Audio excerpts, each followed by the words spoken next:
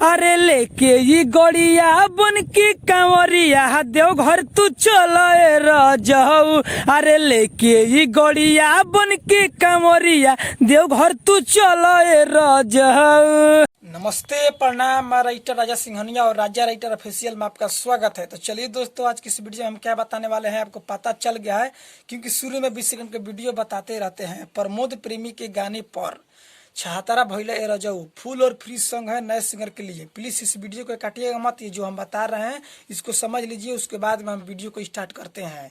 तो छहातारा भइले ए रजऊ, इसी पर बोल बम सॉन्ग लिखा गया है। फुल और फ्री गाना है नए सिंगर के लिए, जाइए फ्री में गाना गाइए। और एल्बम का क्या नाम है शुरू में हम बता दिए हैं कि धके जी गड़िया लेके कांवरिया देवघर तू चलो रजऊ, यही इसका बोल है। तो चलिए वीडियो को अभी स्टार्ट करने से पहले आपको हम कुछ बता देते हैं। जहाँ डॉटो डॉटो करके एक लिखा है वहाँ आपको एक बार ही गाना है दोस्तों। जहाँ डॉटो डॉटो करके दो लिखा है वहाँ आपको 2 बार ही गाना है। तो चलिए, अभी तक हमारे चैनल को सब्सक्राइब नहीं किए तो प्लीज़ सब्सक्राइब कर लीजिए और घंटी को दबा दीजिए। इसी तरह वीडियो रोजाना लाते रहते हैं नए सिंगर के लिए फुल और फ्री गाना है। तो चलिए दोस्तों, हम वीडियो को स्टार्ट करते हैं। तो स्टार्ट करने से पहले आपको सब पता चल गया है कि किस गाने पर है, कौन सा एल्बम का नाम रहेगा। तो चलिए हम वीडियो को स्टार्ट करते हैं। स्क्रीन पर देखिए, लेट्स गो। तो चलिए दोस्तों, आपको लाइव वीडियो में बताया गया है जहां डॉट डॉट करके एक लिखा है वहां आपको एक बार ही गाना है दोस्तों। जहां डॉट डॉट करके 2 लिखा है वहां 2 बार गाना है।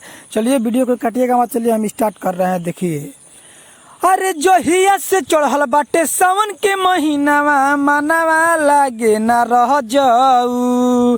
अरे जोहिया से चढ़ल बाटे सावन के महीनावा मनवा लागे ना रह जाऊ। गड़िया बन के कांवरिया देवघर तू चलो रजऊ। अरे लेके ये गड़िया बन के कांवरिया देवघर तू चलो रजऊ। तो दोस्तों, मुखड़ा समाप्त हो गया। चलिए हम गा रहे हैं अब अंतरा को। चलिए अब अंतरा में देखिए हम कैसे गाते हैं। तो चलिए दोस्तों, अब अंतरा गा रहे हैं। स्क्रीन पर देखिए अंतरा कैसे गा रहे हैं। भोले बाबा के कृपा से बन गईनी मम्मी उतारे के बाभारा रउआ जल्दी से चलिए जी। भोले बाबा के कृपा से बन गईनी मम्मी उतारे के बाभारा रउआ जल्दी से चली। अरे बिल के पतैया किनिए के सड़िया जल्दी से ला दे रजऊ। अरे लेके जी गड़िया बन के कांवरिया देवघर तू चलो रजऊ। अरे लेके जी गड़िया बन के कांवरिया देवघर तू चलो रजऊ। चलिए दोस्तों, हम चल रहे हैं दूसर का अंतरा में। चलिए अब चलते हैं, पहले का अंतरा गा लिए हैं, चलिए चलते हैं दूसर का अंतरा में। तो चलिए दोस्तों, ये दूसर का अंतरा है, हम दूसर का अंतरा गा रहे हैं। ध्यान से देखिए। सब केहू चल देलस बन के कांवरिया रउआ बैठल बानी सोया अपने दुआरिया। अरे सब केहू चल देलस बन के कांवरिया रउआ बैठल बानी सोया अपने दुआरिया। अरे राजा सिंघनिया से खर रूप से चल देले बन के कांवरिया। अरे लेके ये गड़िया बन के कांवरिया देवघर तू चलो रजऊ।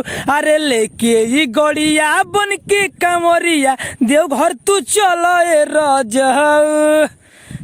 तो चलिए दोस्तों, अब गाना समाप्त हो गया है। अभी तक हमारे चैनल को सब्सक्राइब नहीं किए तो सब्सक्राइब कर लीजिए और घंटी को दबा दीजिए। अगर आप हमसे पर्सनल गाना लिखवाना चाहते हैं तो हमारे इस मोबाइल नंबर पर कॉल करें जो स्क्रीन पर दिख रहा है, 82 870 59 424। तो चलिए दोस्तों, लव यू।